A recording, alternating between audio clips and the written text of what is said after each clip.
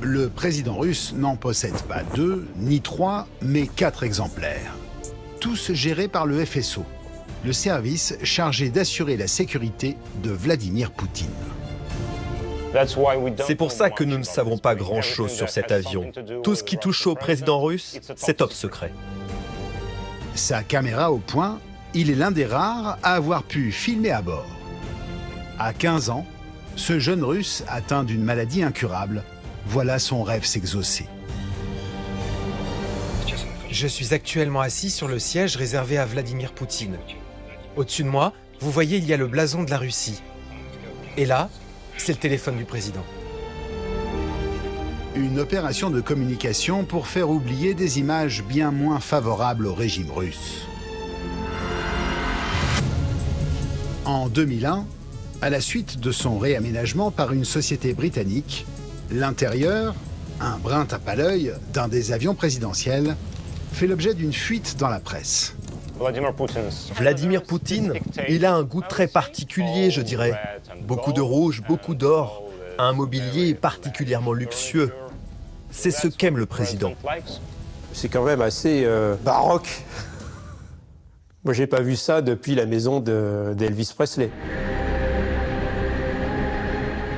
La discrétion étant la meilleure des protections, Vladimir Poutine opte régulièrement pour un autre moyen de locomotion. I thought I'd build a proof of concept AI agent using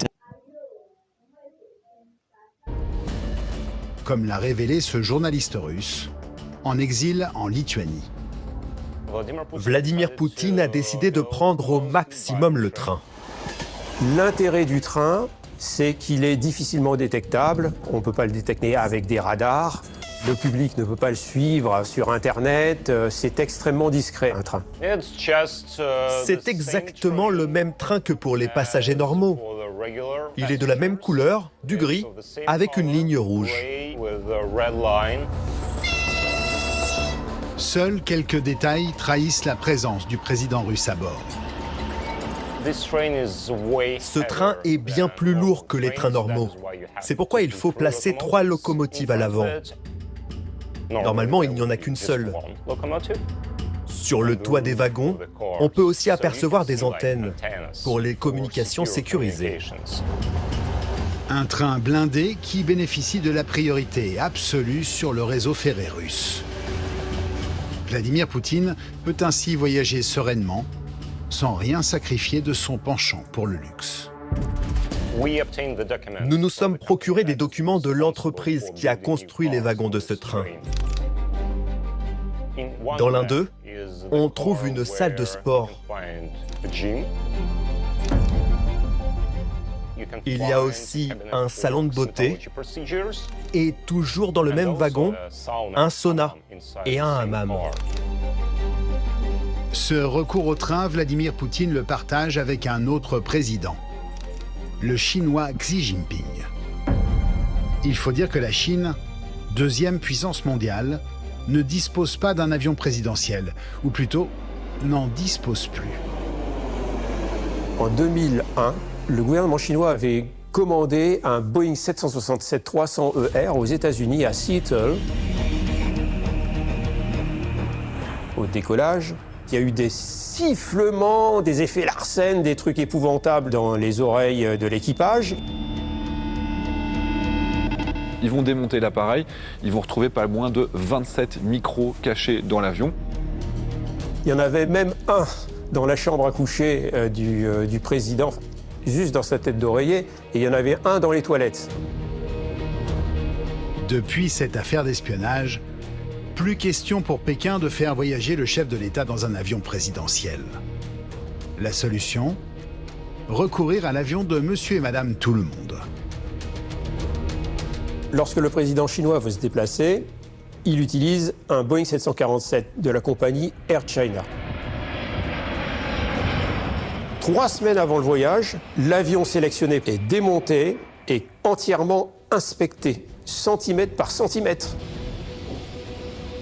Et avant le grand départ, la cabine du Boeing d'Air China s'offre une montée en gamme. Toutes les rangées de voyageurs sont supprimées est remplacé par une chambre à coucher, par une salle de réunion, par une cuisine. La grosse difficulté, évidemment, pour le président chinois, c'est qu'il faut un préavis, il faut une adaptation de l'avion. Il ne peut pas simplement dire « je veux décoller dans 2 heures », tel que pourrait faire le président français ou de n'importe quel autre pays. Mais pour combien de temps encore le président chinois embarquera-t-il à bord d'un avion de ligne? Qui plus est, fabriqué aux États-Unis. La Chine développe depuis quelques années un avion civil qui s'appelle le C919, qui est développé par Comac. C'est un avion de la catégorie Airbus A320, Boeing 737. Ce sont ces petits monocouloirs qui ne peuvent pas emmener un président et tout son staff. L'espoir du Parti communiste chinois, c'est le Comac C929 qui sortira en 2030. Lui pourrait traverser l'Atlantique, le Pacifique, pour aller participer à des congrès internationaux. Ça ferait un très bel avion présidentiel et cette fois, il sera made in China. Ambassadeur volant au service des grandes puissances, l'avion présidentiel reste le moyen le plus sûr, le plus pratique et le plus confortable pour transporter les grands de ce monde. La brève expérience ferroviaire de François Hollande en atteste. Dis-moi, je serai le président qui prend le train. C'est qu'il voulait faire plus simple, faire comme tout le monde. Sur le papier, ça semble intéressant parce qu'on se dit, voilà, c'est juste un train, ça va faire des économies. Mais en réalité, c'est une décision en termes de sécurité qui est dramatique.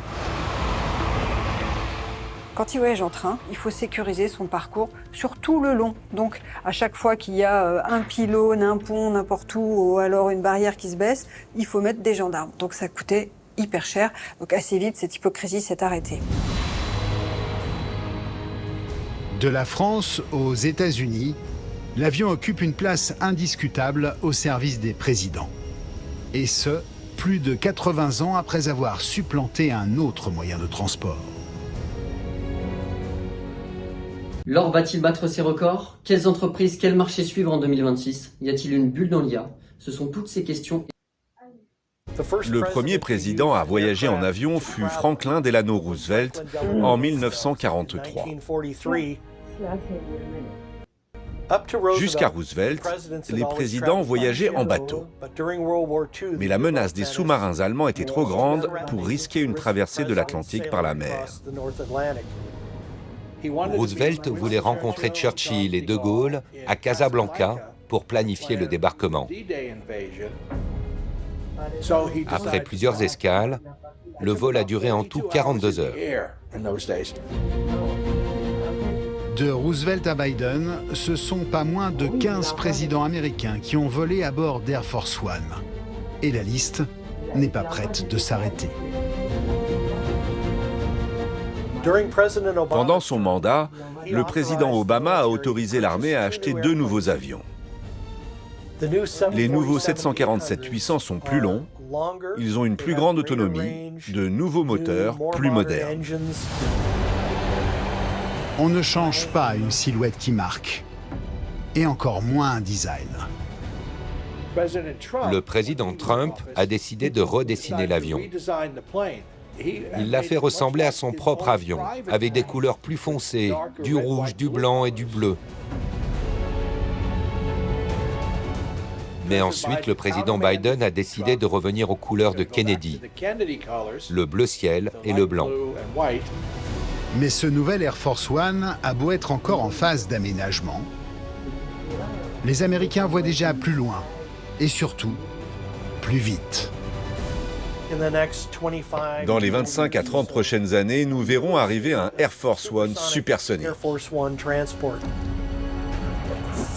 Sur la scène mondiale, chaque nation veut avoir l'avion présidentiel le plus puissant,